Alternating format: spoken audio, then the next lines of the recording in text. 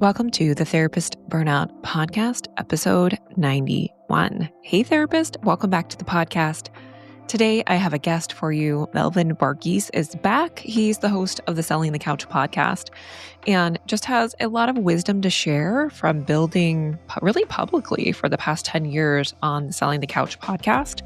And I really do think this is relevant for you if you're a therapist who's building something in private practice or building something outside of private practice. And it doesn't have to be a podcast. I've always told people that. But perhaps you're building something and you're like, how do I even think about doing this? How do I think about starting something perhaps in a public forum or maybe somewhat more in a private forum? Maybe it's even growing workshops or groups or trainings or something of that nature. So I think this is really relevant. And I'm sandwiching this into my private practice closure series because so many people ask me about income streams or building beyond private practice. And I really think it's a nuanced answer that you see, I think, in the space, in the marketing space for therapists, there's very simple solutions, right? Build this simple online course. Start a podcast and you'll make money. And it is more nuanced. It's more layered. And to build something like that, it really takes time. And so I think listening to this will provide those insights. So have a listen. Also, my private practice closure guide is up. And so I'm going to link that in the show notes. That is your first 30 days to close your private practice. If that is something that you want to do, I do have my practice closure course coming out soon. I don't have a date because I'm still uploading everything and I'm trying to be a quiet builder and give myself permission to have it ready when I can actually do it. So my hope is November. I don't have a firm date on that, but I hope to have it out to you soon. And again, not a simple solution. It's a nuanced solution. Some people, that is their path. I want them to think about closing their practice if they just can't do this work anymore. That's not for everybody. For some, it's building in private practice, staying in private practice. Some, it's getting a job. And so what you'll hear on my podcast is the nuance, is the answers are not simple. And for some people, it might be one path, and other people, it might be another. So I hope you enjoy this conversation with Melvin Varghese. Welcome back to the Therapist Burnout Podcast. Today, I have a special guest, Melvin Varghese. How are you? Oh my gosh, Jen, I am doing well. I can't believe we're doing round 2. I know. So I wanted to have you back on the podcast because, number one, you're just an awesome human. So I that's feel the same about you. first and foremost. And we've been keeping a connection since I think we started. I don't know when we started talking, like back in beginning part of this year or something like that. And so first, I just really have valued your voice in my ear of kind of encouraging me in podcasting. And I want to get to that depth of kind of like how to build maybe a community and things that you're building, because I think we're going to talk about building later. So good. But just first, just if people don't know about you, just share a little bit about yourself so the listener can know a little bit about you. Of course. Well, my name is Melvin. I'm a licensed psychologist. Live in Philadelphia, Pennsylvania. I got with my family, so my partner, and then we have a daughter as well. And I got licensed back in 2012, and so have been in the field, I guess, officially for 13 years now. But in 2015, I was working 5.5 days of clinical work, working at a group practice, doing individual therapy, a little bit of couples, also a handful of bariatric surgery, psych evals, and then also working at a community mental health agency, just doing like the initial biopsychosocial evals. And I had a random idea in the shower, out of all places. Always where the best ideas happen. Yes, the best ideas ever. And to start a podcast. And the reason was because I knew at some point I wanted to own my own business. And at that time, I thought it would be private practice. But, and I just thought, you know what? Maybe I can just have conversations with a whole bunch of successful therapists in private practice about how they built their private practices, mistakes they made, the lessons they learned, their sort of burnout stories, as well as with marketing and social media folks, just to learn the things that we often don't learn in grad school when it comes to Yeah. business building. And yeah, that's kind of where it started. And I've been at this for 10 years now and fully shifted out of clinical work a few weeks after the pandemic started because the clinic I was working at, I was down to 1 day a week, but clinic was working at wanted me to come back in the office. And our daughter was 7.5 weeks early, premature. And so she'd had some breathing things. And so I decided to go full time on selling the couch, which on a big level, it's helping therapists go from clinical to online income. And more recently, we started this little side project called Quiet Builder, which is exciting. And I'm happy and excited to talk about where that's all going. Yeah. Yeah. I know I want to dive into that. I think maybe just, I know we talked last time a good bit about your transition, and I am in the process of helping therapists kind of think about if they want to leave private practice to leave. And I'm just wondering, just to help for that's the big question they kind of ask me is really like what is next. I think even before they make the decision to close or to leave, they're thinking about that next step. And maybe perhaps like think about you back in that 2015 time. How did you know it was time to leave for you? The clinical side, yeah. Yeah. Yeah. I mean, so I think that the fact that you put that date out there, I think that's really important because for me, I knew I had an old supervisor who would say, remember, Mel, like what you are gaining is a skill set that can be deployed in other realms besides the therapy room. Mhm. And when I first started out, this is all I knew. So, but there was some part of me, I was like, maybe there are interesting opportunities. Um, where I found, I think there were a couple of things. One, I noticed that when I was doing all the clinical work, I don't know if it was just like being more sedentary. I was like not in the greatest shape, and even though I was like working out and doing all this stuff, I think it's just the long hours of sitting back to back sessions and all that stuff. I Yeah. think that was one. I felt like, I mean, I loved my clients, I loved the work, but I think the broader ecosystem of how behavioral health was evolving, there's just something around it. It felt like it was more zapping my creativity in the long term versus expanding it. And that was just my own, personal experience of it. Um, and I knew, I don't know, I'd been started listening to like Pat Flynn, Smart Passive Income during that time and learning about this like whole online business thing. And like most therapists, I heard it the first time, I was like, that's impossible. It's like some like, thing that you never like, I don't know, like when is the rug gonna get pulled out from under this? So uh but just the concept of, that there are models where it doesn't require you to trade time to create income, right? That was so fascinating to me. And just the fact that you could leverage the internet to do that. Yeah.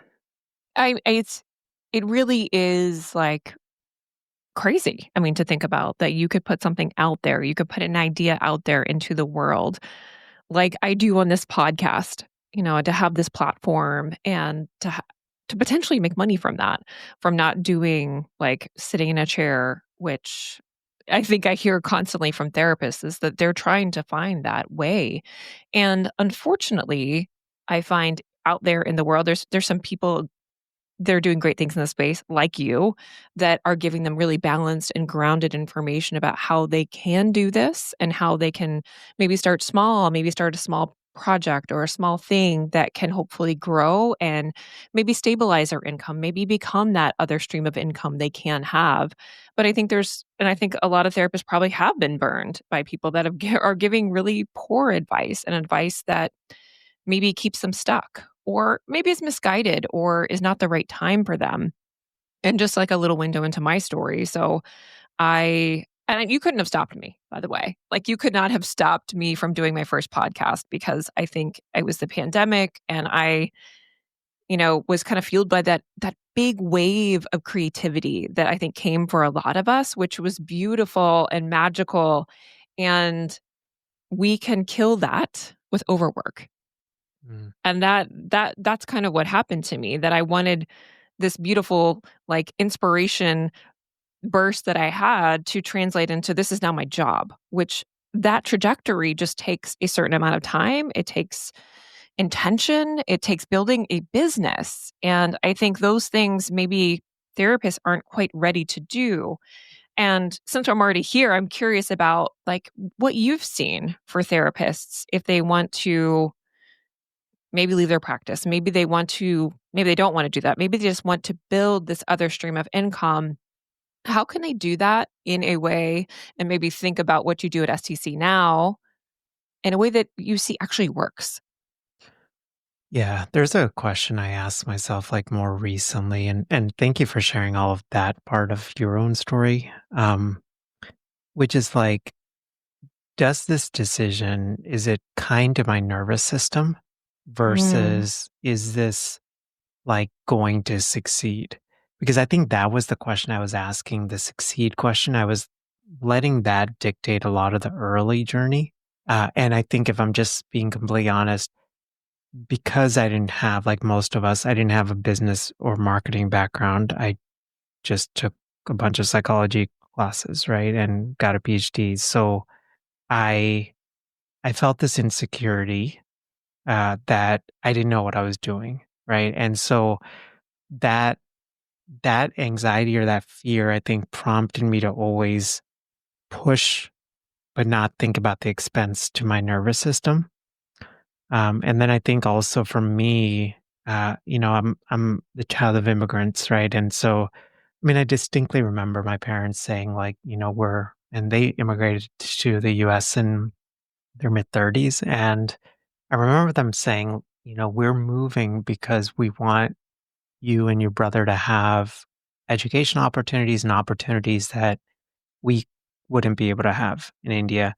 But, and I know they meant were really well with it, but I think it also created this panic, like I cannot let them down, right? And mm, so it's not that I go 100, I go 140 so that if I do need to throttle down, I'm still at 100, you know? So, yeah, yeah. yeah. I think, yeah, keep it. Was there more there? I think that's just, No, I mean, I think, like, that's taken Jen, like, a lot of work. I mean, a lot of therapy, a lot of brain spotting, a lot of, just, like, deep reflection of enoughness, and I mm, think this is a question I often tell our colleagues, use, me as inspiration, use others as inspiration, but look at the nuances of your own story and what you're navigating, and as you build this, I think there's also, on a side note, like, there's this idea that to, write a book or launch a course or do these things, like, it's almost like burn the ships, right? And just go all in. And yeah, I don't know, for most therapists, like, I don't think that's just our natural wiring, and then there's like practical stuff, like we need to have money coming in, right? For needs and all that stuff. So, I mean, for me, the STC journey was, I started that in 2015, but it was making like maybe a couple of dollars off Amazon affiliates, like for the first year or yeah, two, right? And then uh, it never, but what I started doing was I started pulling back hour by hour as the income got replaced. And for me, that was a 6, 7 year journey to do that. yeah. Um, but in hindsight, I think that was the best call because, again, I think it was a way to be kind to my nervous system. I think I would have panicked if I had to, you know, like, just figure it out all next week. Makes so much sense. I think burn the ships does not work, and especially for therapists, because I think we're naturally I've podcasted on therapist spaces, like we want to like create a nice warm couch and like plants and like a whole moment. That is like the antithesis of burn the ships. I think when I see therapists burn the ships in burnout, it's because they are beyond depletion. And so they have to burn the ships because there's nothing left to give. And so I think it's almost because I've seen this a number of times, I think it's almost like this is my Hail Mary of like how I can kind of stay in the work or like do something related to this work. But the sustainable path is definitely what you're talking about. It's in what can my nervous system handle?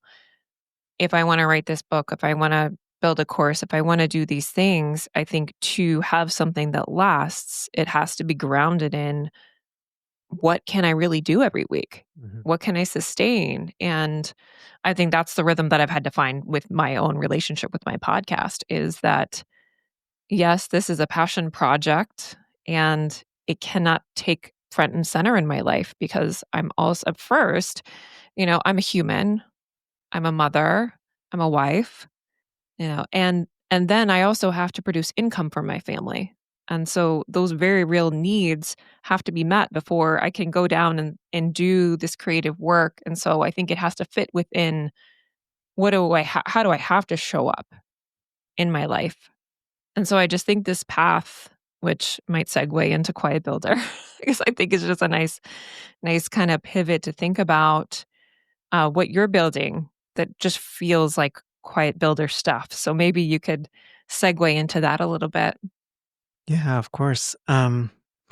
Before we do that, I mean, I think one other little nuance is like, so I know, like with Quiet Builder, right? So the I want to write. My hope is to write my first mainstream book on called Quiet Builder, and but I am planning to do that in like 2030 or 2031. But I'm already laying the foundation here in 2025 because again, I've learned this hard way. If I try to like hustle and grind, I can do it, but it comes at such an expense with anxiety, with insomnia, with me being like stressed and irritated all the time to my loved ones. That's just not a compromise I want to make. So I'm just like laying the foundation in the early stages.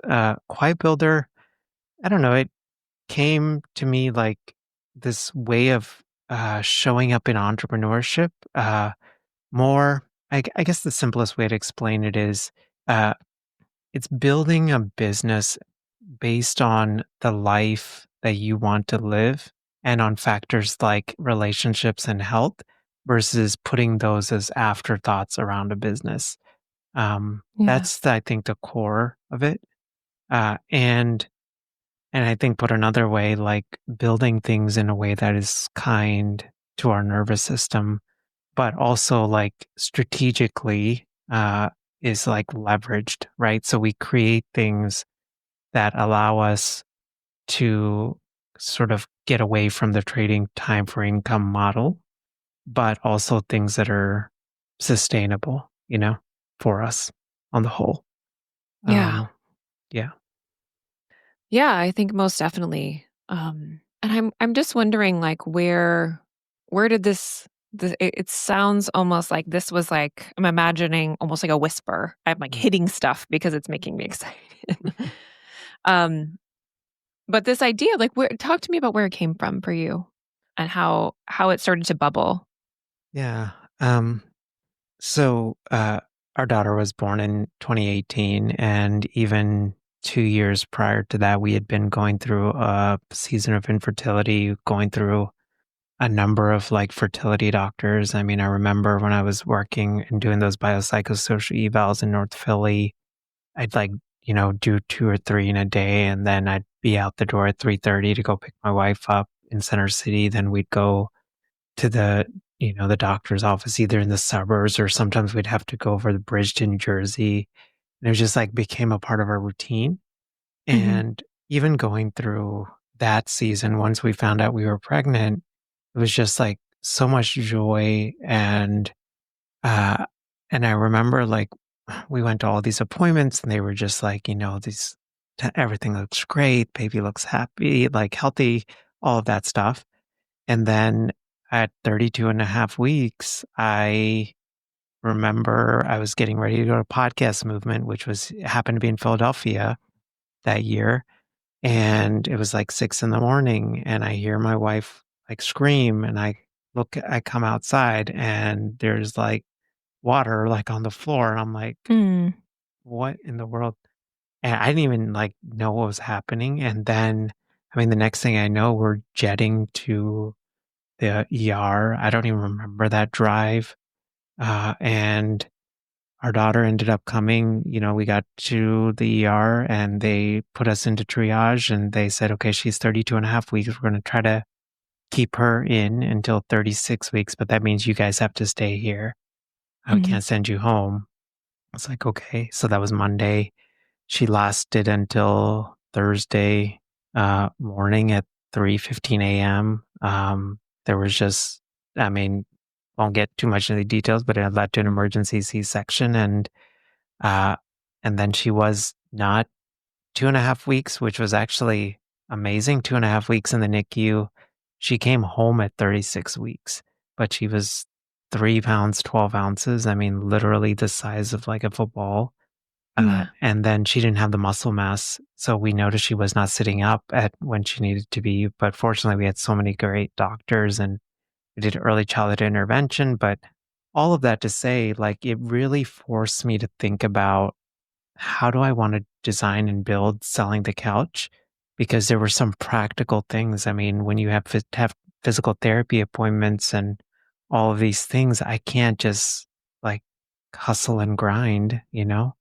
And you're still navigating. And the other thing is because like um, she was so small, they wanted us to do like almost like timed feeds for almost Mhm. a year and a half, right? So Oh, even if wow. she could sleep through the night, we still had to wake her up every 3 hours.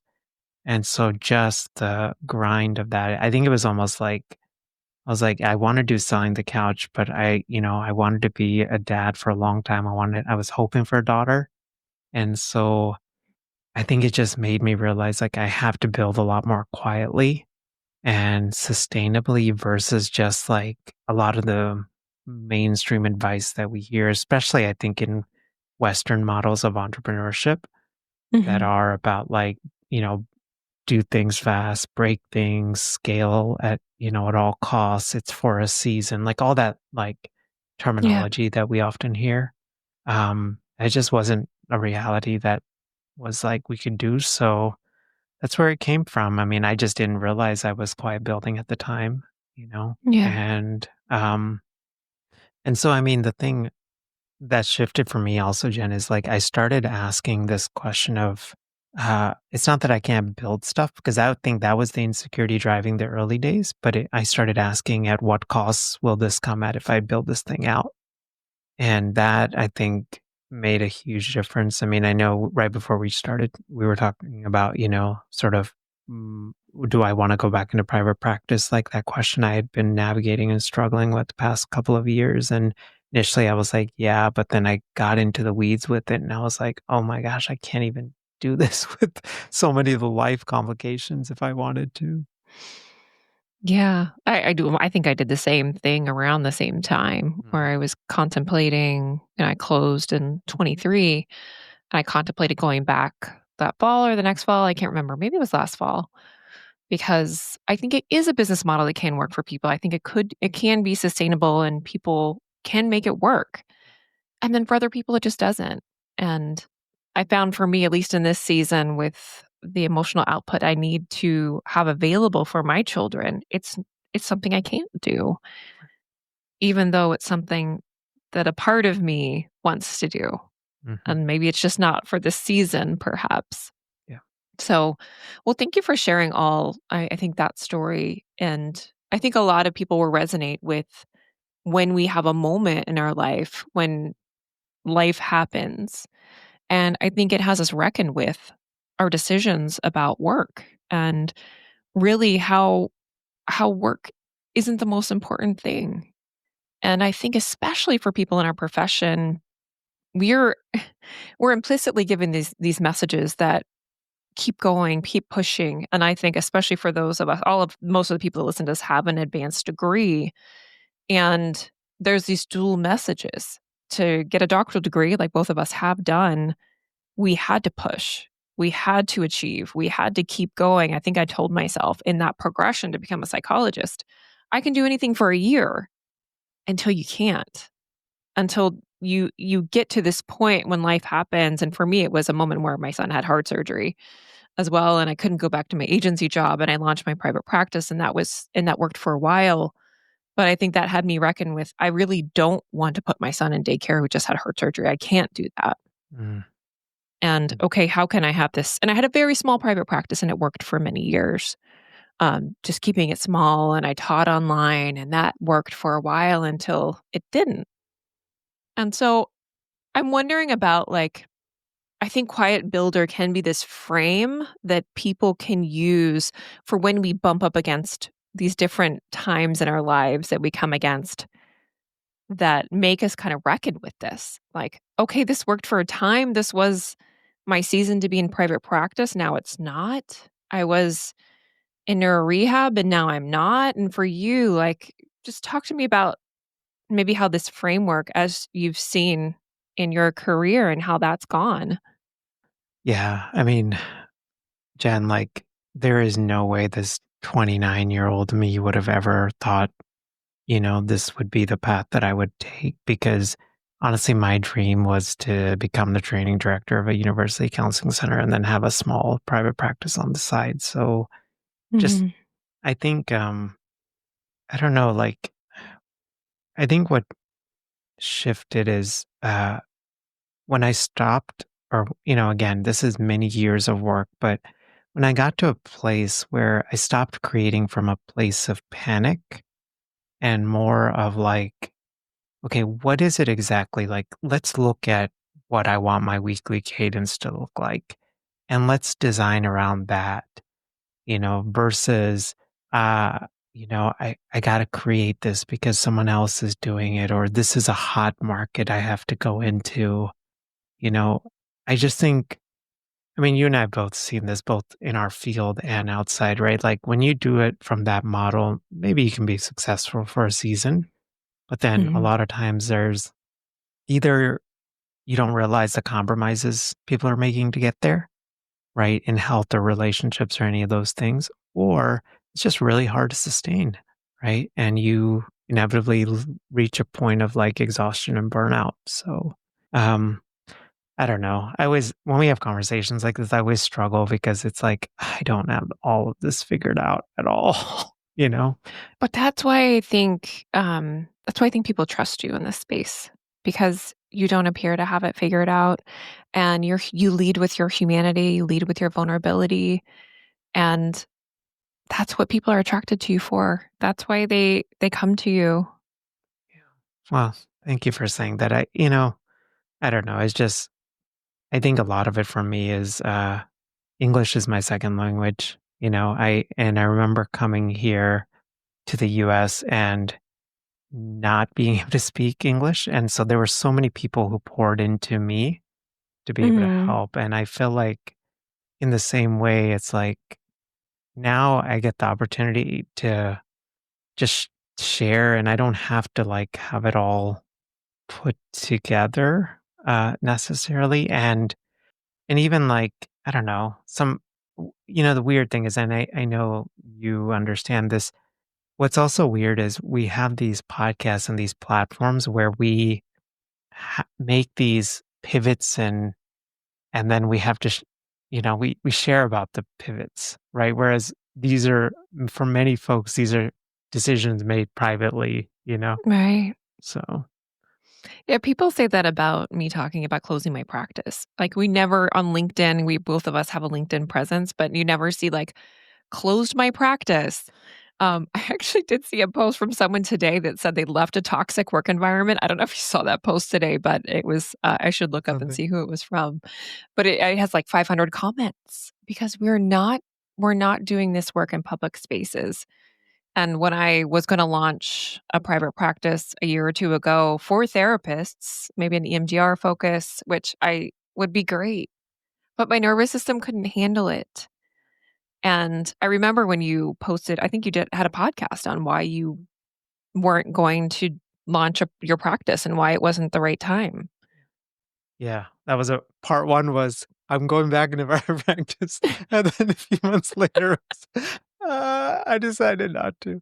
So and I struggled with that, I mean, to be honest, like, you know, I don't know, like, my grandparents had a big role in my life, and one of the most important things that they taught me was, like, your word is so important, you know? And so to, like, say, like, "I'm gonna do this," and then I'm not gonna do this, like, it felt like, "Oh, man." But, yeah, when I, made that decision again, I think I had the heart like you did, right? And it was, like, a real calling, and I could be, really successful in it, I'm sure, but I think once I got into the weeds of it, I mean, one, my partner went back into the office, post-pandemic. That was something that was not quite anticipated, Mhm. and so that left a lot more with pickups and drop-offs and child stuff and, making sure dinner's on the table, that kinda stuff on my plate, and, also, I don't know, I mean, this was something I kinda knew about but didn't fully anticipate, and I understand, like, there's so many great safeguards in place for our profession, but like the, for example, having to have 2 different LLCs, 2 different bank accounts, like, and I started really thinking, you know, I know you and I had conversations, but I was just basically like, Jen, I am 81 years old. Do I really want like this level of complexity, you know, going forward? Because like, yeah, I can probably like push through this like for the next couple of years, but again, at what costs, Mm. and yeah, and then I think that so many of the folks listening will understand this. Like, many of us are in these like weird shoulder seasons where we have children and then aging parents in our lives and who need caregiving and, you know, I don't know, I started really now thinking about, like, how do I create maximum margin versus, like, filling my cup up to the brim, just so that there's, like, Oh, you know, I the love the maximum margin. That is yes, because I think we just continue to fill the space. yes. And that I think is I don't know, again, I don't have this figured out. I think that's such an interesting skill to develop, knowing that you have space and that you can fill it, but having the foresight to be like, I don't need to fill this because there's probably going to be something that I don't know is coming down the pipeline that is going to fill at least some of that. And if I fill this to the brim, is just asking for something. Yeah, so good. I was just talking I had a summer series called, my framework's called Structured Rest, and I really talk with therapists about really planning in your rest, like, just literally every week, you have to sit with your calendar, and I tell people, if you don't take a lunch break, that's a good start. Let's start with lunch that you actually it takes about, on average, less than 10 minutes for people to actually physically eat their lunch, so you do have time for that break. Please don't have the sad salad at your desk. Sad salad, nice. Yeah, no more sad salads. Mm. So literally sit with that calendar, and plan those white spaces, plan the margin, put that, walk in. I know you like to hike. So plan in your hike. For me, that's planning in, workouts, planning in walks with my puppy. All those things that are important for your nervous system to sustain your life and to actually have your body feel like I can take a deep breath today helps you recognize you're safe, helps you recognize that we're not actually in threat. There's not a cheetah coming to get me today. Yeah. So that is so good, so good. Yeah, no, absolutely. I love the way you said that. I think the other benefit of it is, it's taken me so long to realize this. When you actually create margin, you also create space for creativity, Yes. because when you are full to the brim, you're just doing the thing. You're not like being able to take that 40,000 foot view and seeing how some of these things might connect. I mean, you and I have been talking a little bit about our like your tennis journey, my very, very, very beginning golf journey, but Yeah, let's talk about it. yeah. Well, so I mean, it's funny we're recording. This past Friday, I took my first golf lesson, and there's a larger story behind that. But the short version is, I mean, when I grew up in Texas and I am a minority, like golf was not something like people that look like me played, right? And I don't even Mm, know that it was even accessible yeah. because I didn't even know where there were golf courses like around, you know. I think I did later, but like not when I was growing up, and there just weren't sports that we played. Uh, but I've been like fascinated by golf. I think particularly because I don't former supervisor. I used to work with a lot of golfers.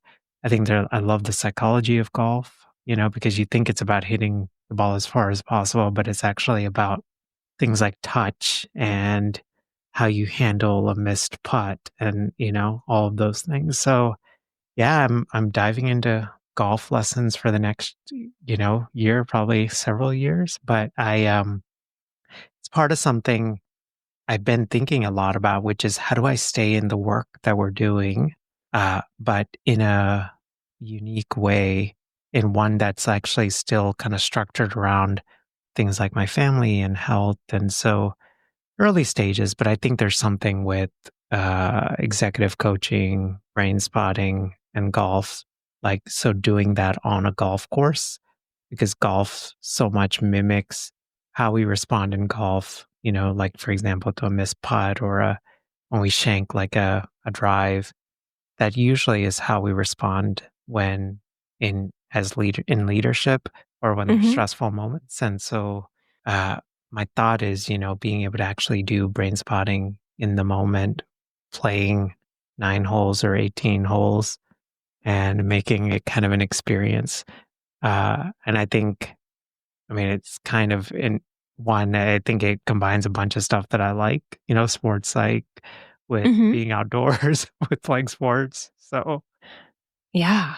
Yeah, I've often thought about these worlds and me being an avid tennis player for all my life, essentially since I was 10. I've done EMDR on myself for my tennis game, and, it's just crazy. I think I talked about it on this podcast that's coming out today, um, about at the root, like, where does your nervous system go? And, The Inner Game of Tennis is a great book on this, and it talks pretty much about nervous system regulation, but, like, self 1 and self 2, and I think about myself and tennis is a very technical game, right? A tennis pro said to me this week, like, "Isn't it a gift that we get to play this sport where we have a lifelong journey of trying to improve it, trying to tweak it, trying to try different things and different strokes, different spins, and the biggest part of that is our relationships to ourselves and how we talk to ourselves in our game. And notoriously, I think in many sports, you see players who are horrible to each other. They're horrible to themselves. And so it's this mirror of the relationship of self that we can have with sports, that the more that we bring in kindness and we can breathe in these mixed balanced nervous system states, we can translate that. And I've translated that from the court to my life. And when I'm on the court, I've taken Naomi Osaka's pat. She does if you watch her play, she'll pat her leg. mm, And I was just happy to see her at the Open smiling, honestly, because she is very open about her struggles with depression and, like, the difficulty she's had in her sport. And I think it's just a wonderful mirror for us for how we can relate to ourselves differently, how we can treat ourselves kindly.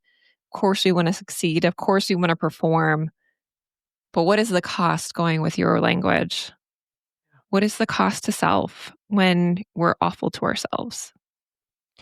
yeah. And I Yeah. think it's something, I don't know. I never ask those kind of questions when you're starting a small business, right? Because the excitement propels you in the initial stages, right? And then I think we all get to stages where, and again, I don't think I still wrestle with some of this stuff, right? With, even with Quiet Builder, right? Because I realize like, whoa, there's something here, but like, how big do I want to grow this? And is it okay if I don't like maximize its, whatever potential revenue or influence potential or whatever it is, you know? Is that okay? Like, am I okay? Like being like that, you know, where everything doesn't need to be 100%. Yeah.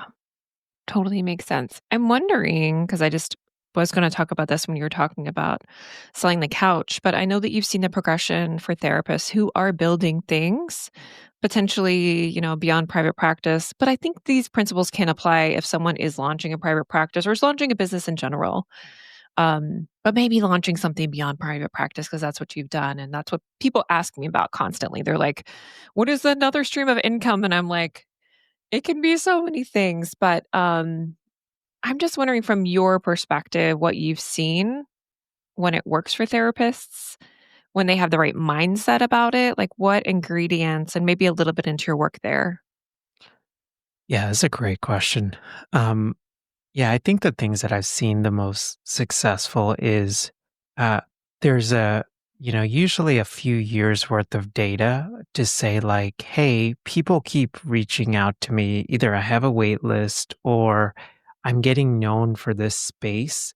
But I don't want to keep doing one on one to share information that I feel like I've been sharing, in 20 different therapy sessions. So that's usually like one indicator. Um, I think the other little nuance is thinking about if you want to get to be known in a space that is a identity versus like a stage of life thing, right? So, for example, uh, when we the even the with Quiet Builder, I was like, you know what? That's I think like somebody's a Quiet Builder yesterday, today, and tomorrow, right? So thinking about that, and the only reason I say that is because most people, especially our colleagues, will think like, okay, I'm going to create an online course, and that's going to solve like this whole multiple income kind of thing, right? But my whole perspective is create actually leveraged assets that tie around a certain identity.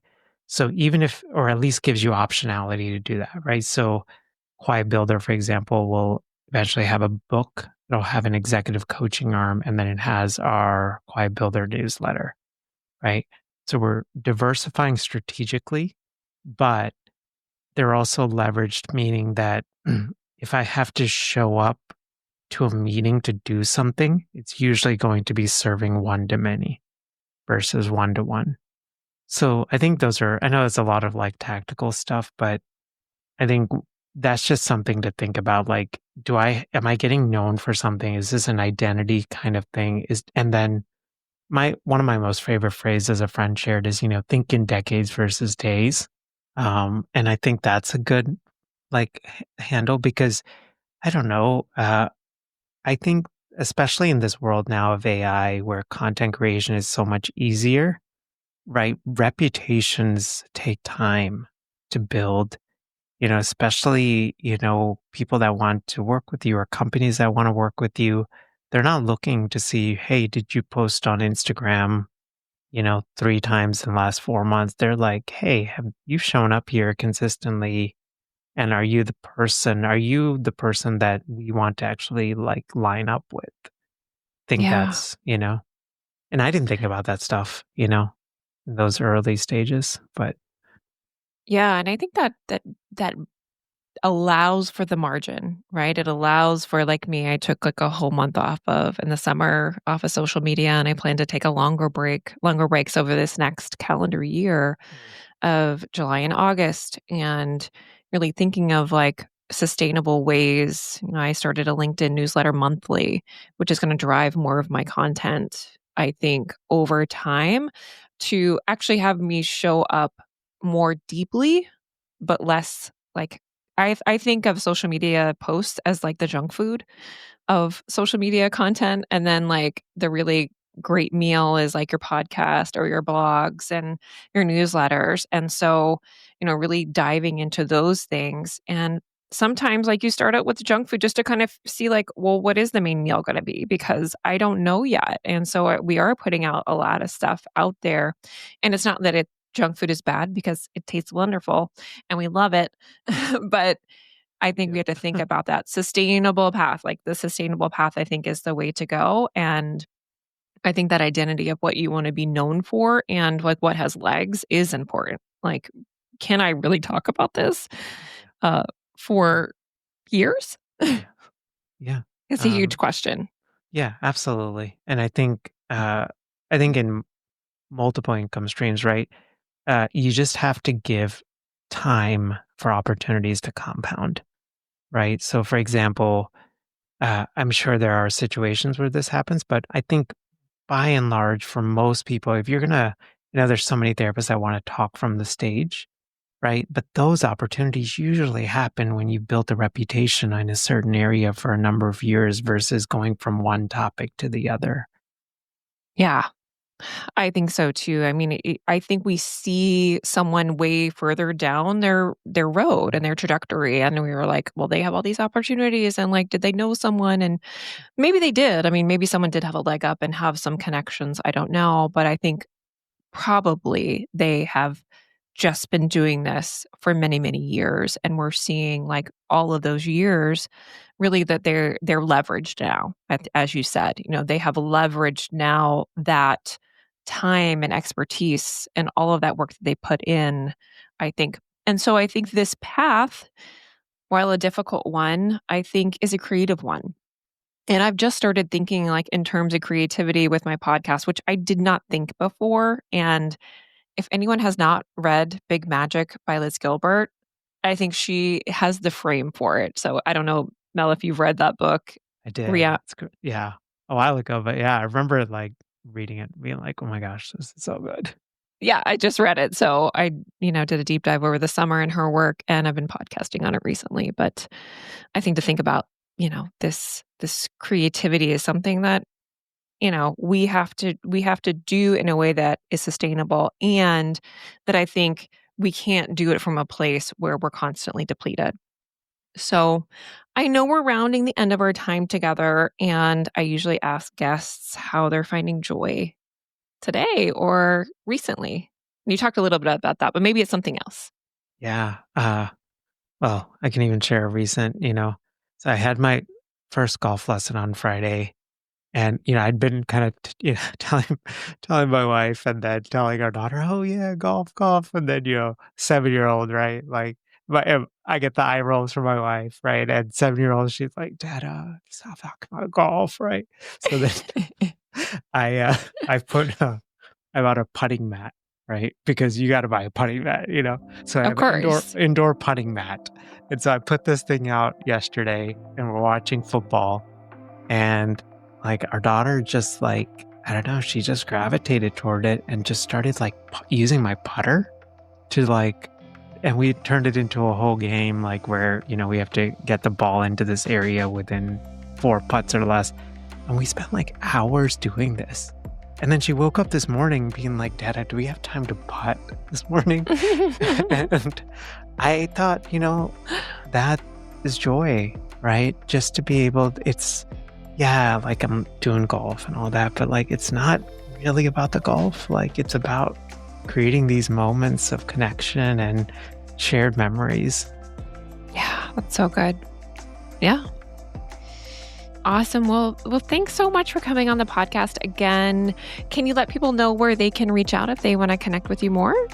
Yeah, of course. Well, Jen, thank you again just for the incredible opportunity. As Jen said, I'm really active on LinkedIn. You can definitely search for my name. And then I'm writing a lot on the Quiet Builder newsletter. And so would love to have you subscribe if that all makes sense. That's over at sellingthecouch.com/quiet builder.